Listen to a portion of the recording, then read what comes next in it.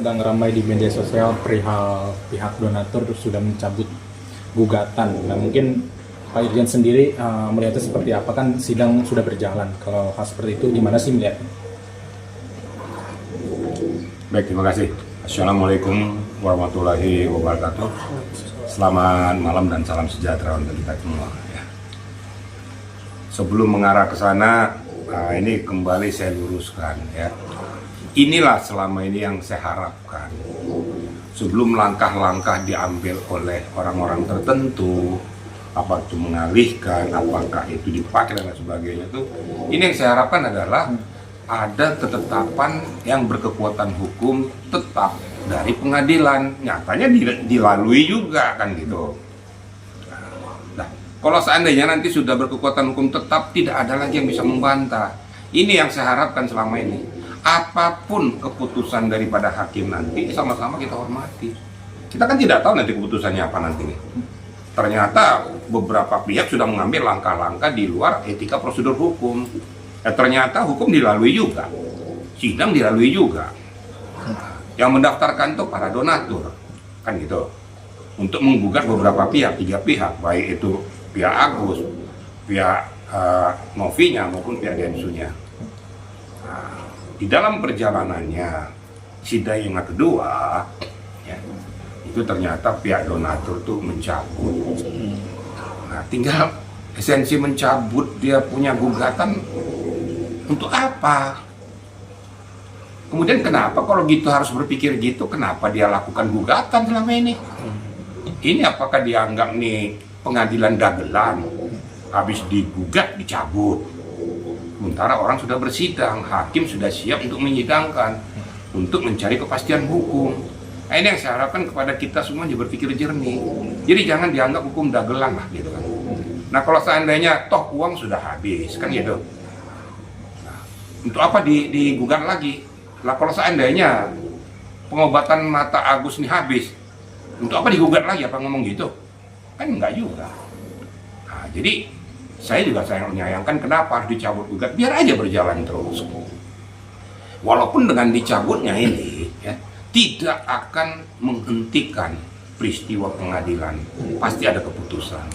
Dan jangan salahkan nanti karena ini sudah mengundurkan diri, keputusannya itu diambil hakim justru memihak kepada yang tetap hadir.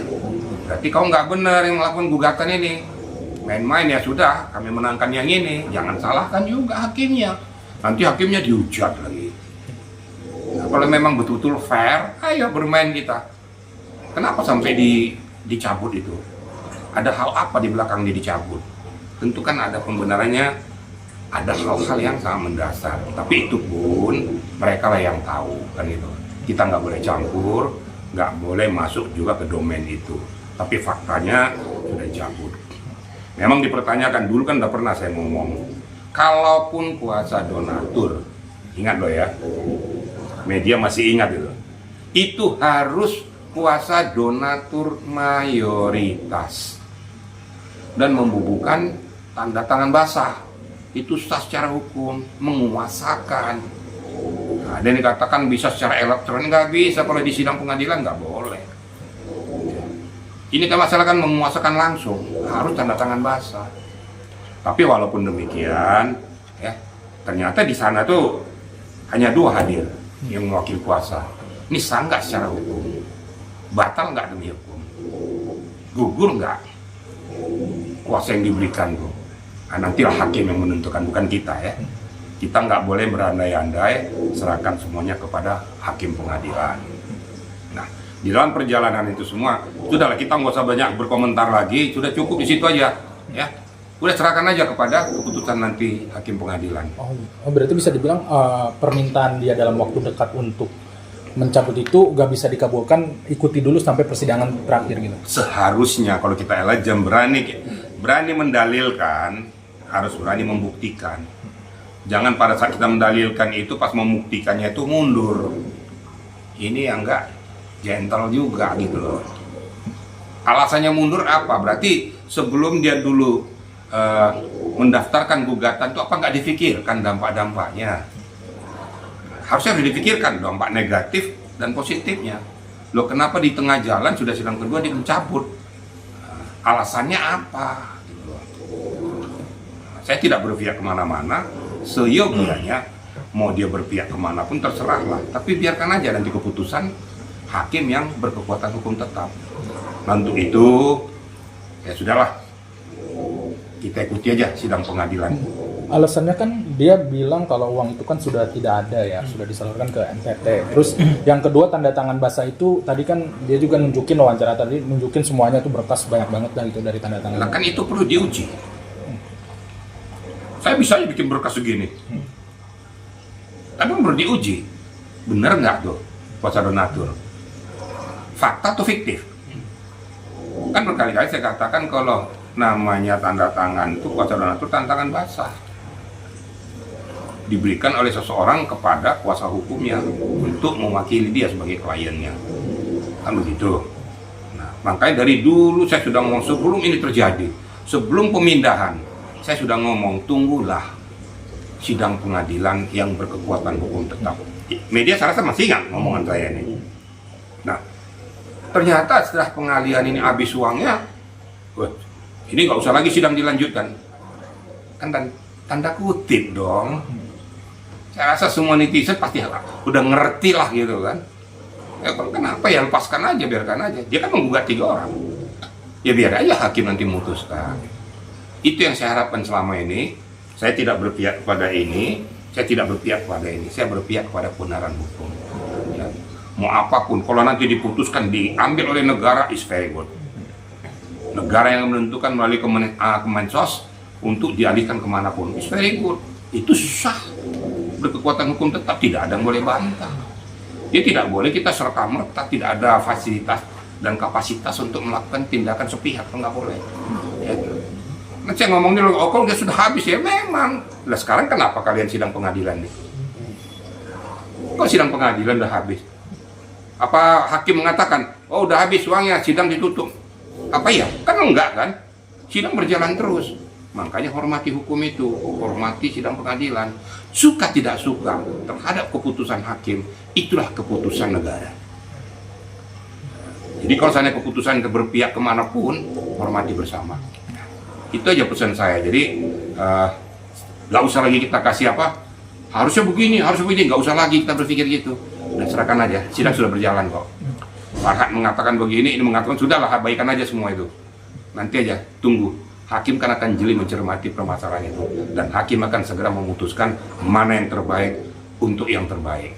Mungkin begitu ya rekan-rekan. Berarti peluang untuk menang Agus ini setelah adanya pencabutan itu gimana sih Pak Irjen? Mungkin antara kedua nantinya, mungkin prediksi Pak Irjen kan yang pengalaman menghadapi sidang juga atau seperti apa? Usah giring saya.